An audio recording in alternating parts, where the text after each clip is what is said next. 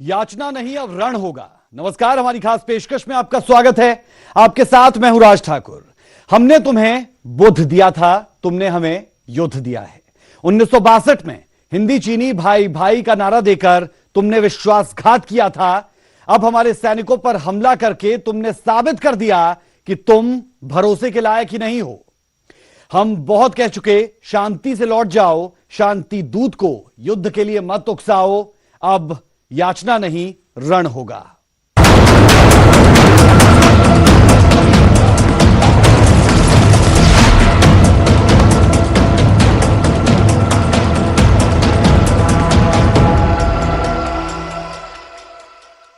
पिछले एक महीने से एलएसी पर जारी तनाव के बीच पीएम मोदी ने लेह का दौरा कर सबको चौंका कर रख दिया।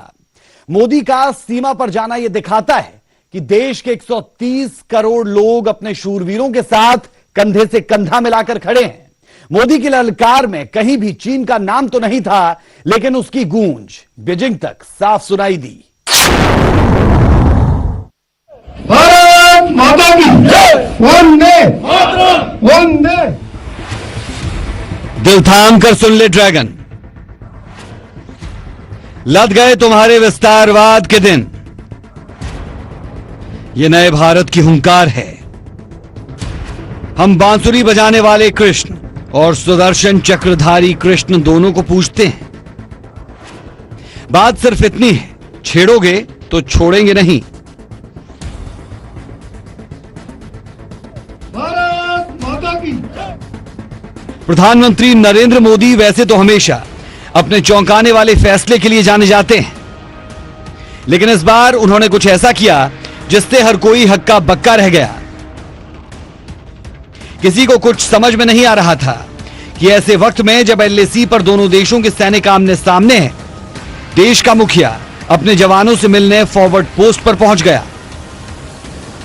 हालांकि पीएम नरेंद्र मोदी के लिए एक बात तो शुरू से प्रचलित है, मोदी है तो मुमकिन है।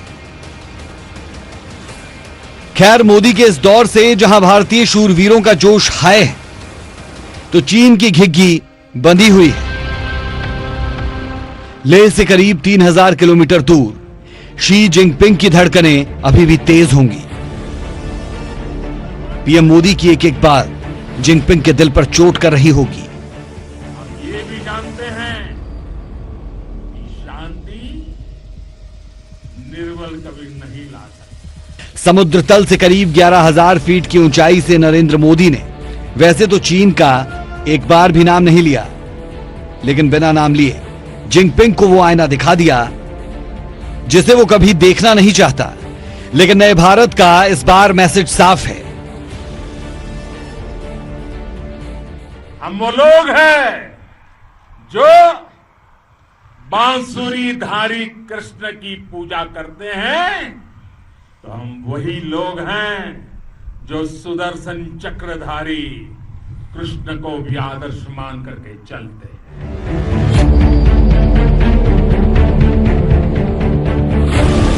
पीएम मोदी की कही एक एक बात से जिनपिंग की रातों की नींद उड़ गई होगी। ड्रैगन की विस्तारवादी नीति पर इस बार प्रचंड प्रहार हुआ है। पीएम मोदी ने चीन का बिना नाम लिए ड्रैगन को 2 शब्दों में चेता दिया। विस्तारवाद की सोच हमेशा विनाश की ओर ले जाती है। इतिहास गवाह है, ऐसी ताकतें खत्म हो गई। विस्तारवाद की जीत जब किसी पर सवार हुई है, उसने हमेशा विश्व शांति के सामने खतरा पैदा किया है। और साथियों, ये न भूले, इतिहास गवाह है कि ऐसी ताकतें मिट गई हैं या मुड़ने के लिए मजबूर हो गई है। प्रधानमंत्री नरेंद्र मोदी के इस बयान पर चीन को मिर्ची लगना तय है। भारत ने चीनी दूतावास की ओर से बयान जारी कर कहा, हमें विस्तारवादी कहना सही नहीं।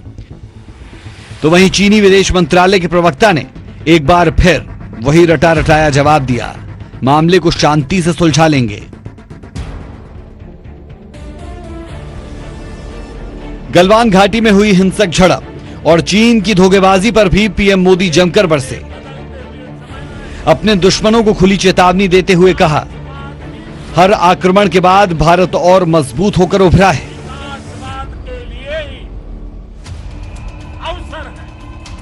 मानवता की रक्षा के लिए शांति और मित्रता को हर कोई मानता है, लेकिन जो कमजोर होते हैं वो शांति की पहल कभी नहीं करते, लेकिन वीरता ही शांति की शर्त होती है। मानवता की प्रगति के लिए शांति और मित्रता हर कोई स्वीकार करता है, हर कोई मानता है बहुत जरूरी है, लेकिन हम ये भी जानते हैं कि शांति निर्बल कभी नहीं ला सकता। कमजोर शांति की पहल नहीं कर सकता। वीरता ही शांति की पूर्व शर्त होती है। भारत के शूरवीरों का पराक्रम दुनिया देख चुकी है।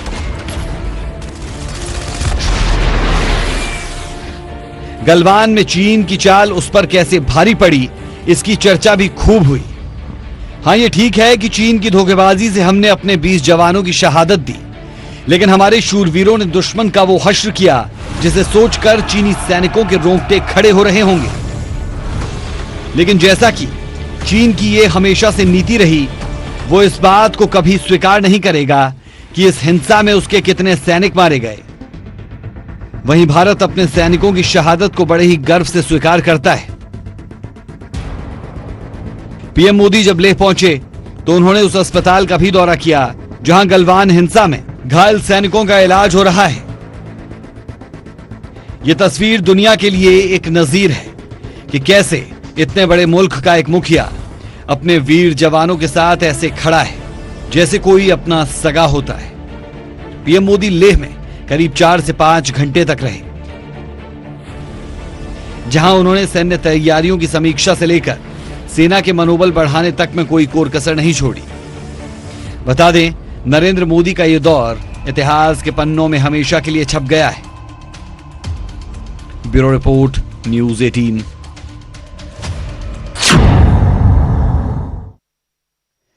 पीएम मोदी सरहद पर ललकार रहे हैं, दुश्मन पर खुलकर दहाड़ रहे हैं, लेकिन देश के अंदर सियासत में भी एक मोर्चा खोल रखा है। कांग्रेस सवाल उठा रही है कि क्या गरजने वाले बरसना भी जानते हैं या नहीं।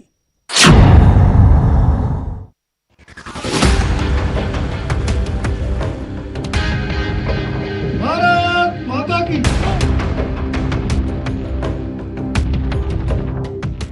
गलवान घाटी में भारतीय शेरों पर कायराना हमला करके चीन ने युद्ध को फिर से निमंत्रण दे दिया है।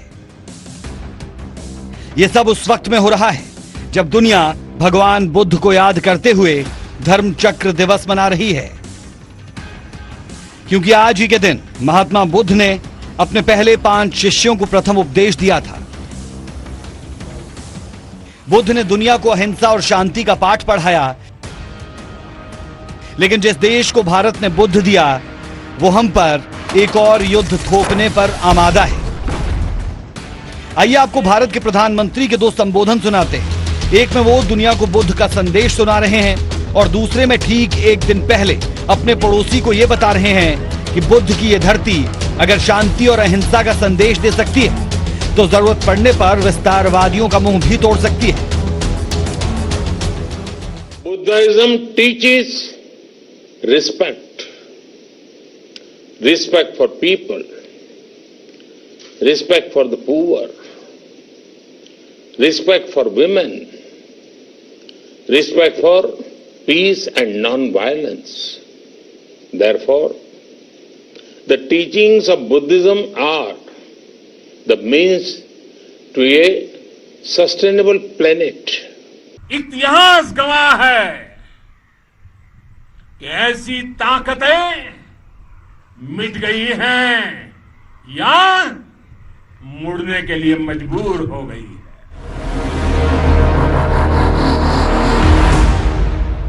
जहां पीएम मोदी सरहद पर दहाड़ रहे हैं, दुश्मन को ललकार रहे हैं, वहीं देश के अंदर सियासत ने भी एक मोर्चा खोल दिया है।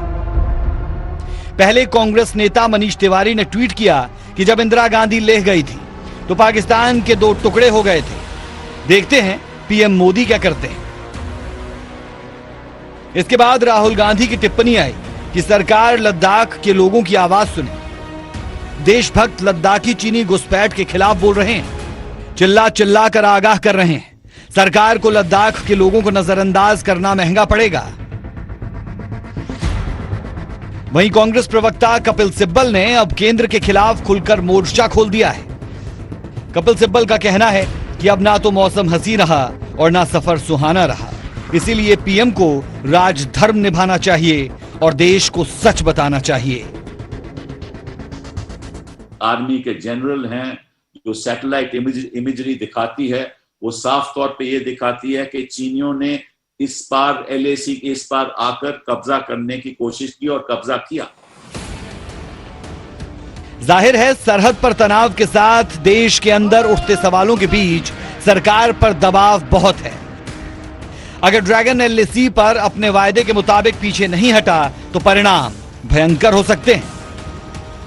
Bureau report, news 18। वैसे तो चीन हमेशा से भारत के खिलाफ साजिशें रचता रहा है, लेकिन इस बार उसकी कारस्तानी कुछ ज्यादा बढ़ गई। खबर तो यहां तक है कि भारत के खिलाफ नेपाल को भड़काने के लिए ड्रैगन ने विष कन्या का इस्तेमाल किया है, लेकिन नेपाल के पीएम ओली इस मायाजाल में फंसकर इतने उलझ चुके हैं कि उनकी सरकार ही खतरे में आ चुकी है। नेपाली पीएम ओली के पीछे किसका दिमाग? भारत नेपाल के रिश्ते में विषकन्या का डंक। ड्रैगन के जाल में कैसे फंसे पीएम ओली? विषकन्या के माया जाल में बुरे फंसे ओली। नेपाल को नचाने वाली कौन है वो विषकन्या?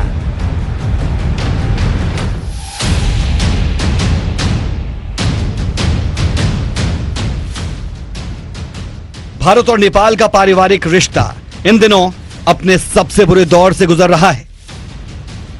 अब सवाल उठना लाजमी है कि सदियों पुराने रिश्ते में दीवार कौन बन रहा है। तो इसे लेकर हम जो आगे खुलासा करने वाले हैं उसे सुनकर आप हैरान रह जाएंगे। लेकिन उससे पहले भारत नेपाल के पारिवारिक रिश्तों को समझिए। भारत का नेपाल के साथ सदियों पुराना रिश्ता है, जिसमें दोनों देश एक दूसरे के साथ बेटी रोटी से जुड़े हुए हैं। हर साल लाखों की संख्या में नेपाल के नागरिक रोजगार पाने के लिए भारत आते हैं, तो भारत के व्यापारी व्यापार के लिए नेपाल भी जाते हैं। दोनों ही देशों में कभी कोई सीमा विवाद जैसी बात नहीं हुई, लेकिन अब आप सोच रहे होंगे जब रिश्ता इतना प्रगाढ़ है तो दरार क्यों? तो जरा ठहरिए, क्योंकि आगे जो हम आपको दिखाने जा रहे हैं और बताने जा रहे हैं उसे सुनकर आप हैरान रह जाएंगे। ध्यान से देखिए इस खूबसूरत तस्वीर को। इसकी हर एक अदा आपका मन मोह लेगी। लेकिन ये कौन है और इसका नेपाल से क्या संबंध है? इसका खुलासा भी हम करेंगे। उससे पहले यह जान लीजिए कि ये वही महिला है जिसकी वजह से भारत और नेपाल के रिश्तों में सदियों बाद कड़वाहट आई है। यकीन ना आए तो इन तस्वीरों को ध्यान से देखिए। हर एक तस्वीर यह बता रही है कि नेपाल के पीएम के साथ इस खूबसूरत बला के कितने अच्छे संबंध है। बता दें कि इस विषकन्या का नाम हो यांकी है और इस समय यह विषकन्या नेपाल में चीन की राजदूत है। लेकिन ऐसी खबर है कि इस महिला ने नेपाल की राजनीति पर अपनी पूरी पकड़ जमा ली है। खुद पीएम ओली भी इस महिला के मुरीद है और इसी महिला के इर्द गिर्द पूरी नेपाल की राजनीति घूमती है। कहा तो यहां तक जाता है कि भारत और नेपाल के रिश्तों में खटास की बड़ी वजह भी यही महिला है। यानी साफ शब्दों में कहें तो नेपाल के पीएम केपी शर्मा ओली चीन के इसी राजदूत के इशारे पर फैसले लेने को मजबूर है। यह बात हम यूं ही नहीं कह रहे। चीनी राजपूत होई यांकी 3 साल तक पाकिस्तान में भी काम कर चुकी हैं। चीन में रहते हुए एशिया मामलों की अधिकारी रही। यही वजह है कि हिंदी इंग्लिश भाषा पर अच्छी पकड़ है और यही बात इस चीनी विश्वकन्या को भारत विरोधी एजेंडा चलाने में मददगार साबित होती है। नेपाल की ओली सरकार पर इस समय संकट के सबसे बड़े बादल मंडरा रहे हैं। भारत से रोजाना खराब होते रिश्तों और चीन की तरफ झुकाव को लेकर नेपाल की जनता और विरोधी पार्टी लगातार उनसे इस्तीफे की मांग कर रही है। अब बात इतनी बिगड़ गई है कि आज ही केपी ओली शर्मा के पीएम बने रहने का आखिरी दिन हो सकता था, लेकिन ऐन वक्त पर स्टैंडिंग कमेटी की बैठक टल गई और ओली को अपनी सरकार बचाने के लिए 2 दिन का और समय मिला। ओली के मुख्य विरोधी और सत्तारूढ़ नेपाल कम्युनिस्ट पार्टी के कार्यकारी अध्यक्ष पुष्प कमल दहल प्रचंड के बीच लगातार दूसरे दिन बातचीत होनी है, जिस पर अभी सभी की निगाहें टिकी हुई है। लेकिन इतना तो तय है कि नेपाल की सत्ता में केपी ओली के बहुत दिन बाकी नहीं है। खैर, हमने आपको पहले ही नेपाल में चीनी विश्वकन्या के बारे में बताया था और अब खबर यह कि संकट की इस घड़ी में काठमांडू में चीन की राजदूत होई यांकी को राष्ट्रपति विद्यादेवी भंडारी ने डिनर पर बुलाया है। नेपाल में सबसे ताकतवर राजदूत के रूप में जानी जाने वाली यह महिला सरकार बचाने की जुगत में बहुत पहले से लगी है। इसी कड़ी में प्रधानमंत्री ओली, पूर्व प्रधानमंत्री और नेपाल कम्युनिस्ट पार्टी के अध्यक्ष पुष्प कमल दहल प्रचंड से भी मुलाकात कर चुकी है। हालांकि ये विश्वकन्या अपने मायाजाल से ओली सरकार को बचा पाती है या नहीं, इसके लिए सोमवार तक का इंतजार करना होगा।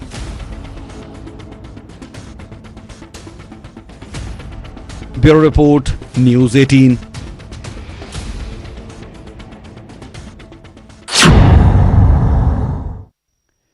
इसीलिए हम कह रहे हैं, याचना नहीं रण होगा। भारत चीन के बीच बढ़ रही तल्खी के बीच दुनिया एक महायुद्ध की आहट महसूस कर रही है। इस युद्ध में कई देशों को फायदा होगा, लेकिन सबसे ज्यादा नुकसान अगर किसी का होगा तो वो भारत और चीन का होगा।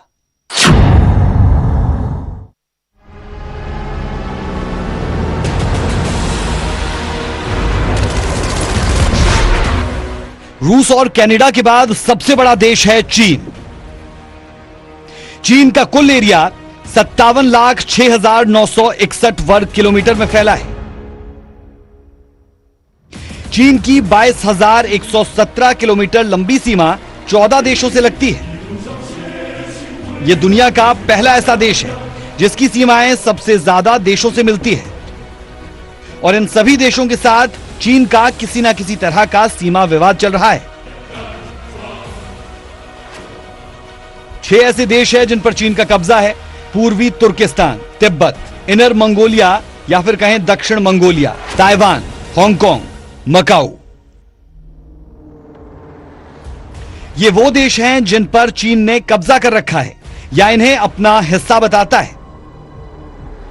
इन सभी देशों का कुल एरिया 41,13,709 वर्ग किलोमीटर से ज्यादा है। यह चीन के कुल एरिया का 43% है। वहीं इसी साल 11 मार्च को लोकसभा में दिए जवाब में विदेश राज्य मंत्री वी मुरलीधरन ने बताया था कि चीन अरुणाचल प्रदेश के 90,000 स्क्वायर किलोमीटर के हिस्से पर अपनी दावेदारी करता है, जबकि लद्दाख का करीब 48,000 स्क्वायर किलोमीटर का हिस्सा चीन के कब्जे में है। इसके अलावा 2 मार्च 1963 को चीन पाकिस्तान के बीच हुए एक समझौते के तहत पाकिस्तान ने पीओके का 5,180 स्क्वायर किलोमीटर चीन को दे दिया था। माना जाए तो अभी जितने भारतीय हिस्से पर चीन का कब्जा है उतना एरिया स्विट्जरलैंड का कुल है। कुल मिलाकर चीन ने भारत के 43,180 स्क्वायर किलोमीटर पर कब्जा जमा रखा है,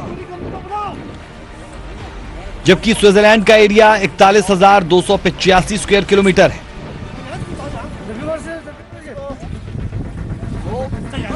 इससे स्पष्ट हो जाता है कि चीन किस तरह जमीन का भूखा है। लेकिन यह भी सच है कि इस वक्त भारत और चीन दुनिया की सबसे बड़ी और तेजी से उभरती हुई अर्थव्यवस्थाएं हैं। अगर युद्ध हुआ तो सबसे बड़ा नुकसान इन्हीं दोनों देशों को होगा।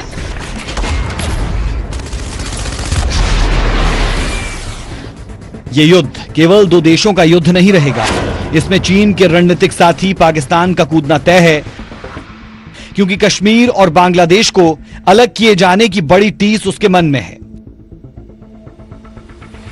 अकेले लड़ने पर उसने हमेशा भारत से मार ही खाई है,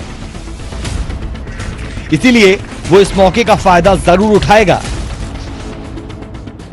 वहीं जापान और ऑस्ट्रेलिया को चीन से कई हिसाब चुकाने हैं, वो मौका देखकर भारत के साथ आ सकते हैं।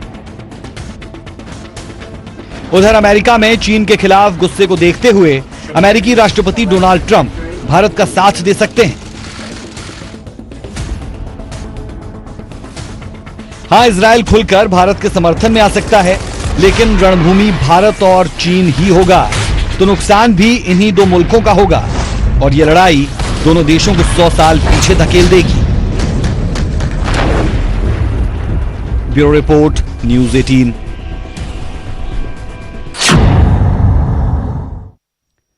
यह सच है कि युद्ध से कभी किसी का भला नहीं हुआ। इस चीज को ड्रैगन भी समझ जाए और सुधर जाए तो अच्छा है, क्योंकि याचना तो अब नहीं होगी, वो नहीं समझा तो केवल रण होगा। इस खास पेशकश में अभी के लिए इतना ही। मुझे मेरी पूरी टीम को दें इजाजत। नमस्कार।